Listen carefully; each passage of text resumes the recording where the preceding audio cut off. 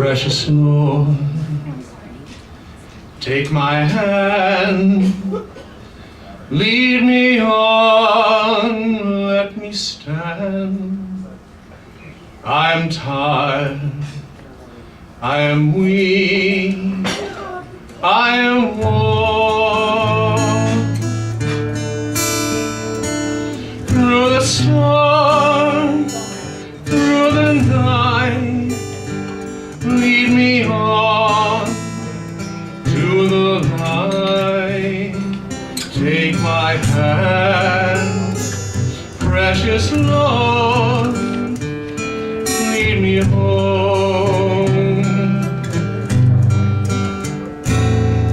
When my way grows near, precious Lord, linger here. When my life is almost gone,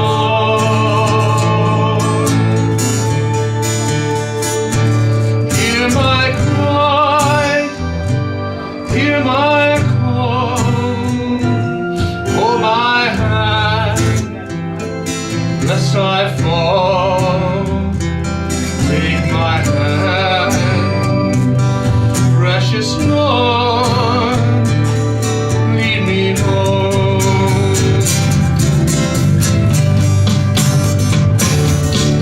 The dark disappears, and the night draws near, and the day is past and gone. At the river I stand, guide my feet, hold my hand. Take my hand, precious Lord, lead me home.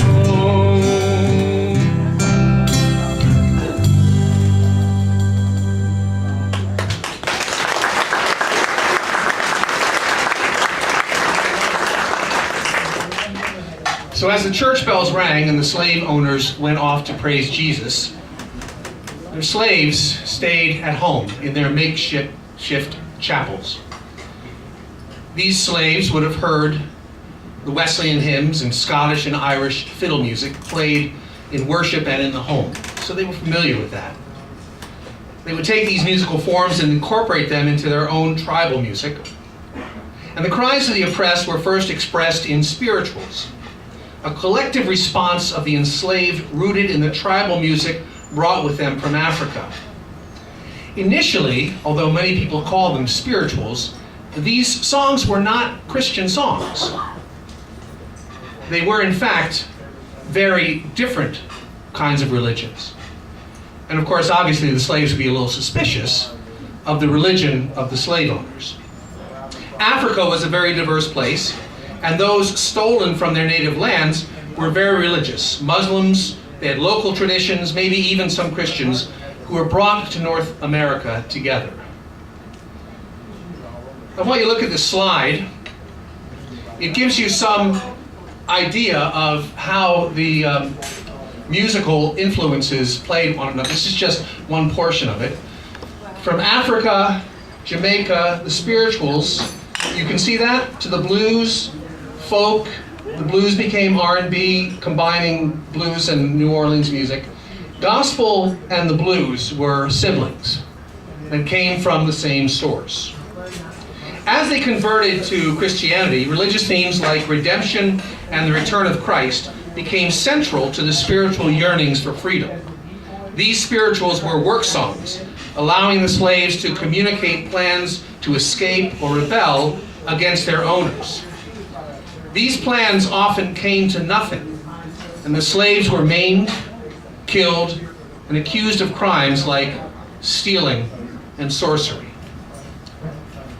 One of the earliest known blues songs was written by Bessie Smith. One of the things, you'll hear it again in this, is that the blues was one of the very few places where women were equal to men at that time. They were singers, they were writers, they were involved in all kinds of different ways within the blues world. And this is Sorrowful Blues.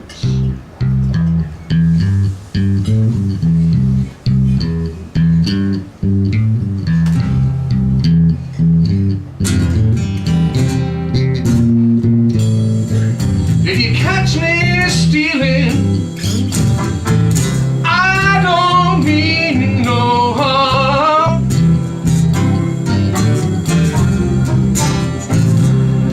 If you catch me stealing, I don't mean no harm.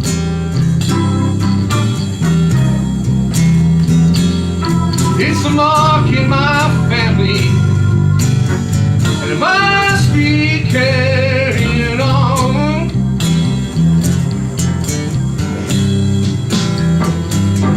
I got 19 women, and I don't want no more. I got 19 women, and I don't want no more.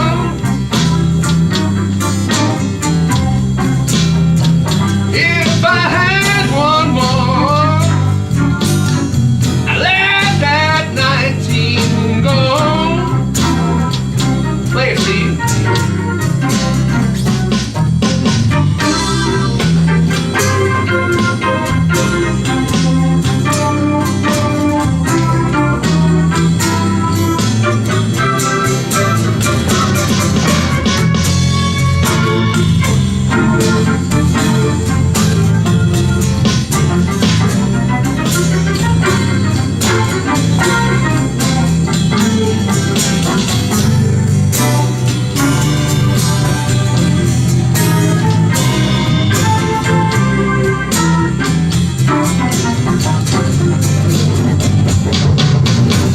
Hard to love another man's woman when he's at home. You know it's hard to love another man's woman when he's at home.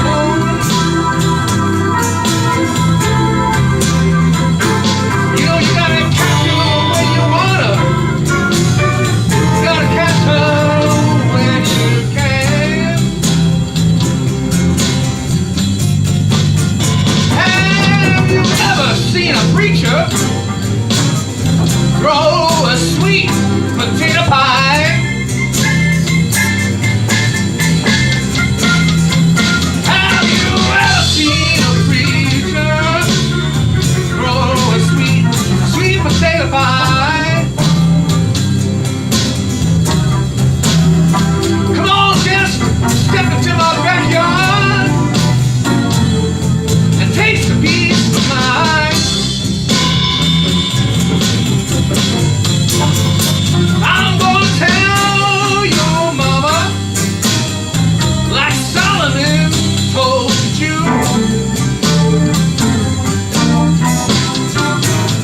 I'm gonna tell you, mama, like Solomon told you.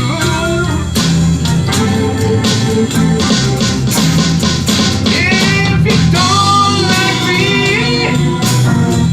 you know I don't like you.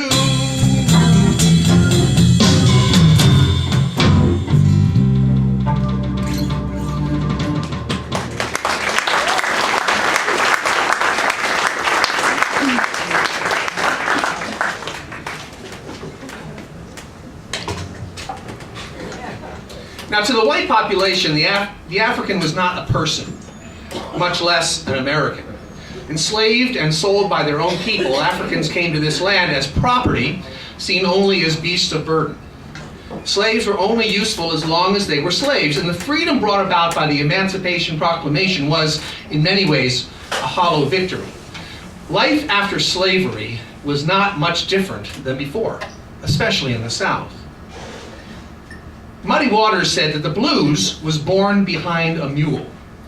And even after Reconstruction ended in 1877, the blues became a way for blacks in America to express their pain and suffering under the dismal conditions of sharecropping, constant victimization by white society, and demeaning effects of substandard living. We know of, we're going to talk about this about 12-bar blues, but originally blues was very chaotic. And now we're going to do one of those chaotic songs for you. And you're going to play a part in this. Did I go too far? This is John the Revelator. Blind Willie Johnson was one of the earliest blues singers who did a lot of gospel. There's a lot of overplay between gospel and blues early on, and there still sometimes is. So this was a very traditional call and response. And so what I'm going to do is I'm going to sing, "Well, who's that riding?" And you sing, "John the Revelator." And then I go, "Well, who is that riding? John the Revelator." Okay, so that's good. And then I'll sing a bunch of stuff and then we'll do it again. And we'll do it a long time. No, we won't do it that long. Let's do it. But first, we gotta have a beat. Well, who is that riding? John the Revelator. Well, who is that riding? John the Revelator. Well, who is that riding? John the Revelator. Book of the 7 seals. Well, who art worthy thousand crying, bound for some, the son of our daughter of Zion, Judah blind, he redeemed the bought us the blood. John the Revelator, great advocate, gets us in the battle of Zion. Lord, tell the story, rising in glory, cry, Lord, don't you love somebody? Well, who is that riding? John the Revelator. Well, who is that riding? John the Revelator. Well, who is that riding? John the Revelator, book of 7 seals.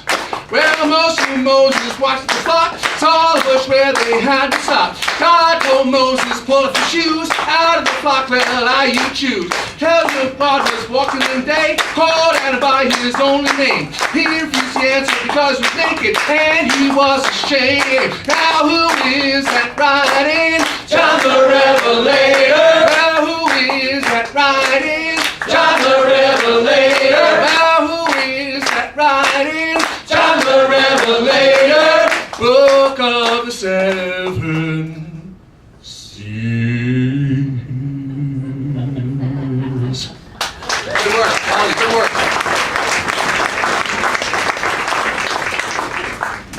Giles Oakley wrote, "American black music is self-evidently deeply political in the important sense of having clear and perceived connections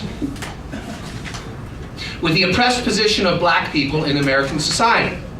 Lynching was a daily occurrence, as angry whites who felt they were losing their power, does this sound familiar, took vengeance on free blacks." Oh, this won't be controversial at all. It reached its peak in the late 1800s into the early part of the 19th century, or 20th century, with former slaves and their families being tortured, burned to death, hung from trees, and mutilated. The Great Migration North was about to begin.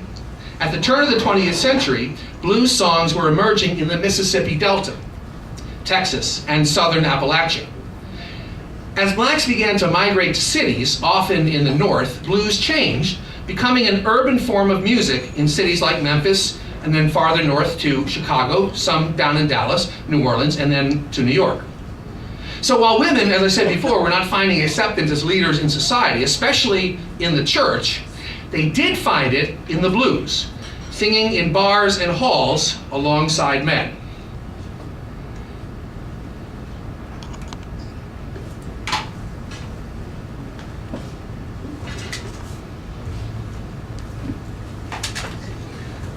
Now, of course, the first instrument was the voice, but the second was the guitar, and alongside that, the banjo, which came from Africa.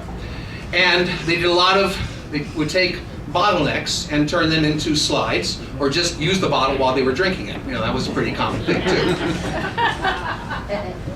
So, Preachin' the Blues was first recorded in 1930, but we don't know when it was actually written, and there were many, many versions of this song that we're going to do for you now. And it's, the one we're going to do is an interesting, listen to the words, it's very interesting, and I'll show you some words from another one in a second.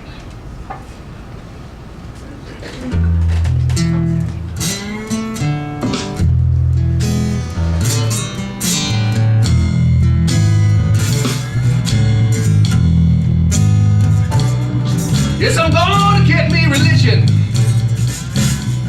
I'm gonna join the Baptist church.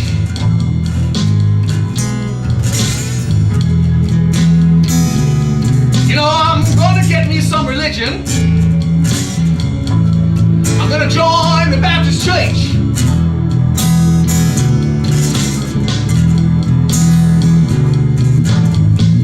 You know, I wanna be a Baptist preacher, so I don't have to work.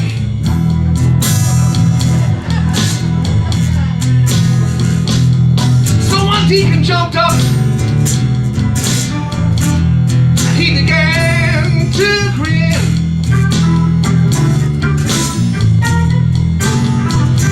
One deacon jumped up,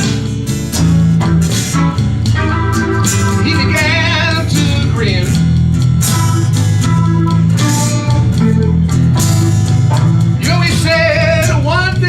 I believe I'm gonna go feral housing again.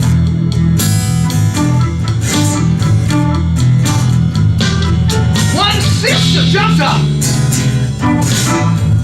and she began to pray and shout.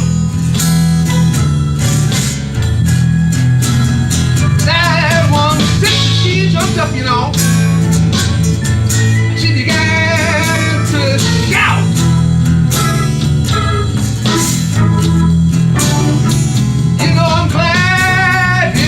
Liquor. I'm glad this liquor's going out.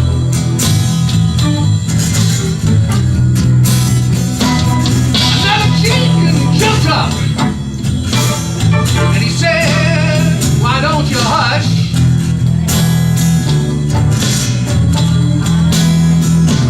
You know that deacon, he jumped up. He said, why don't you hush?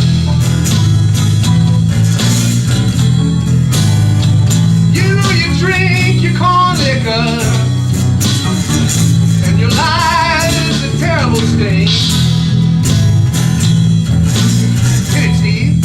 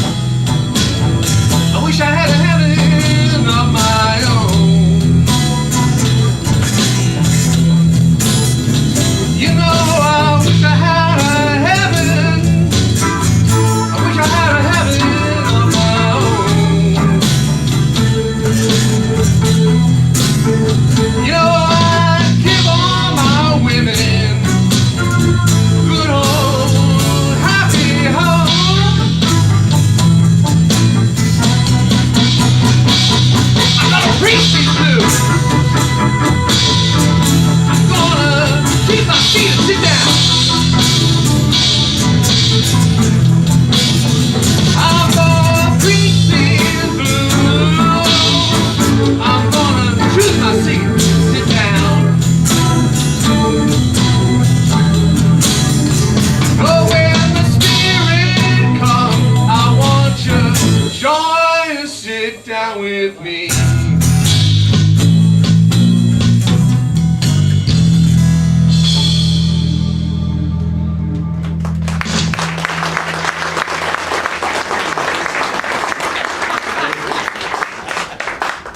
can sort of see it. This one's a little bit wider, but this one here you can see. This is an alternative, again, by Bessie Smith, who was a bit of a rascal herself. And she loved to mess with the church, as many of them did. And you can see these words about, she says, when he turned, I loudly said, preach them blues, sing them blues. Sounds good to me. Moan them blues, holler them blues, let me convert your soul. There was a real concern about hypocrisy in the church. Nothing new there. And so there were many, many different versions. Here's the second page of her words.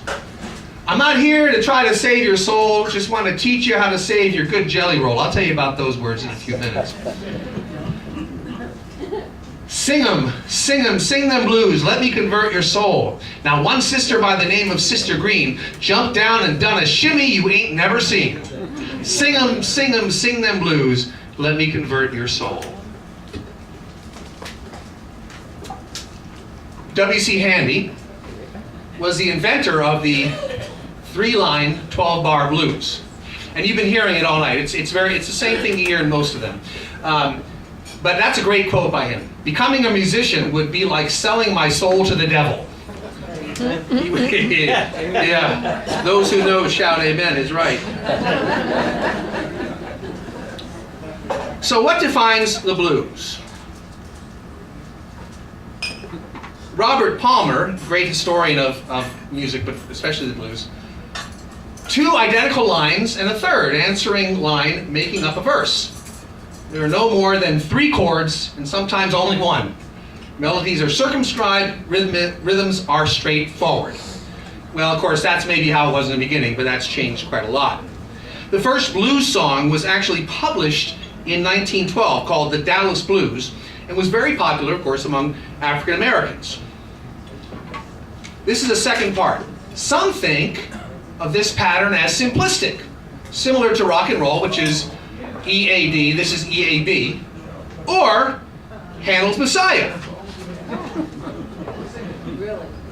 For example,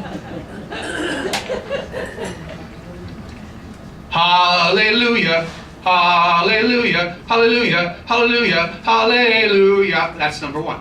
Hallelujah, hallelujah, hallelujah, hallelujah, hallelujah.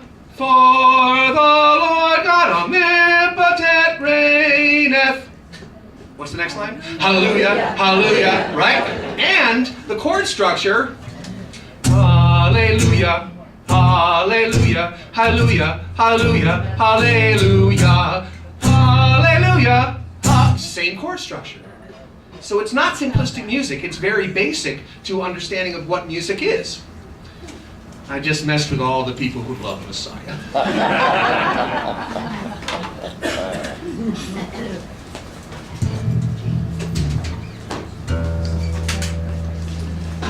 Now, although the blues was originally irregular in beat, the standard 12-bar blues riff became the norm.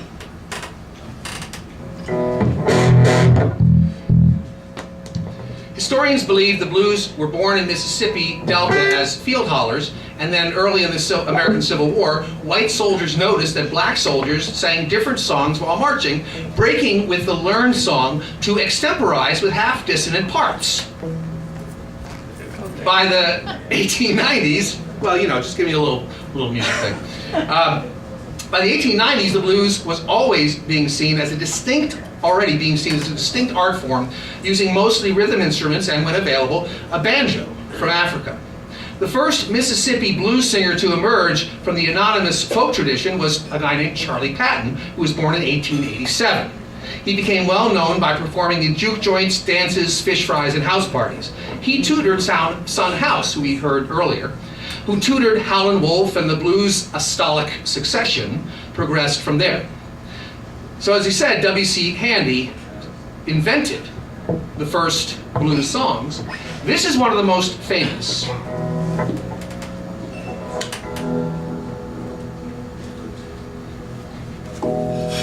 If it's too loud, sorry.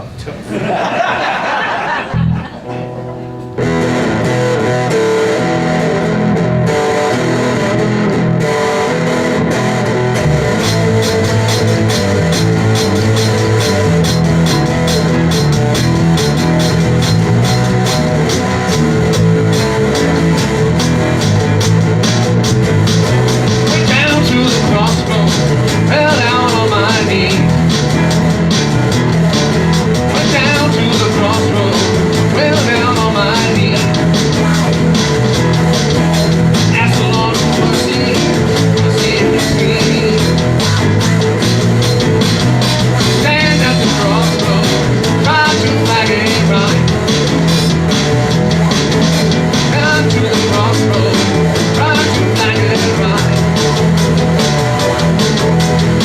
Knowing you wouldn't pass me by. Stand by the crossroads, rising sun goes down. Stand by the crossroads, rising sun goes down. I believe to my soul, I'm sinking down.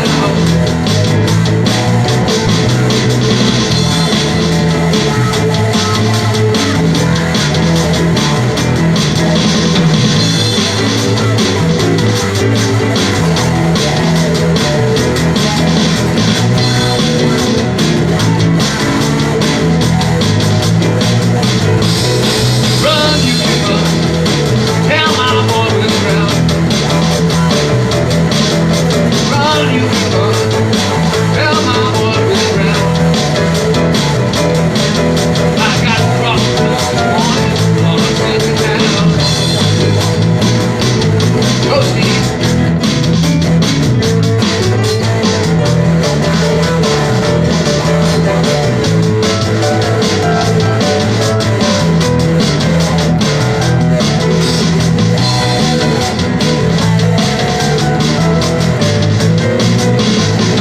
Went down to the crossroads, out of the dreamland. Down to the crossroads, out of the dreamland. Lord, I didn't have no sweet woman to raise my distress.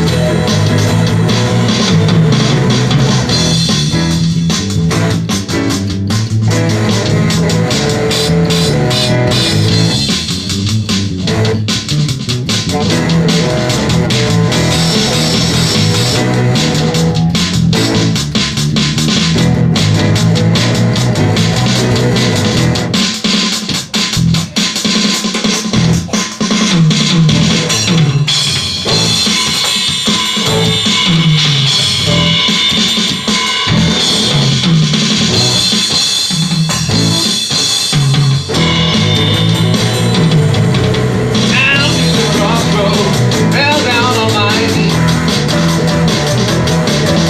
Down to the crossroads, fell down on my knees. Ask the Lord for mercy, mercy if you please.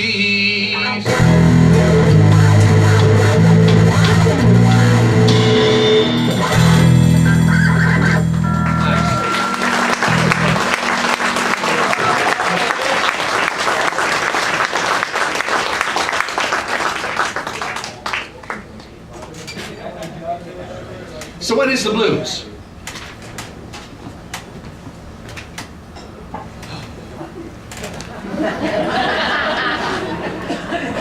Too much reflection.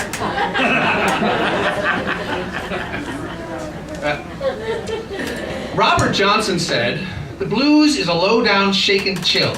It's an aching old heart disease."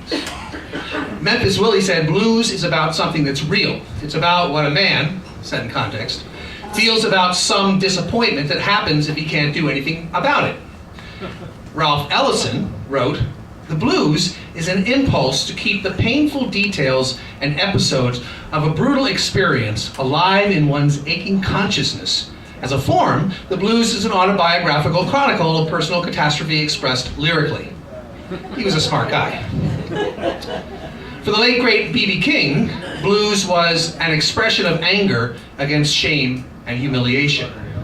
James Cone, one of the smartest human beings alive, the exceptional theologian from Union Theological Seminary, said the blues experience is the artistic response to the chaos of life. To be black is to be blue. It was Big Bill Broonzy, you probably never heard of him, did you? I hadn't either until I started doing this, who is believed to have been the first Southern blues singer to take the music to the North. He arrived in 1920 in Chicago and began what came to be known as city blues, a style that was expanded by Sonny Boy Williamson and Muddy Waters. We're going to do Sonny Boy Williamson first, and then we'll do a little Big Bill Broonzy in a minute.